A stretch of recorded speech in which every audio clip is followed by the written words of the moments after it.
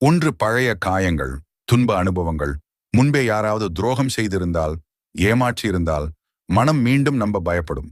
மனம் நினைக்கும், மீண்டும் அதே வழி வரக்கூடாது. 2 அதிகமான யோசனை, ஓவர் திங்கிங்.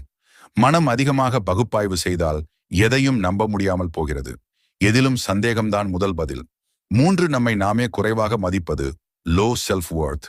உன்னை நம்பாத மனம் மற்றவர்களையும் நம்ப முடியாது, நல்லது எனக்காக நடக்குமா என்ற எண்ணம். 4 பாதுகாப்பு உணர்வு, செல்ஃப் ப்ரொடெக்ஷன். மனம் ஒரு ஷீல்ட் போல் செயல்படும்.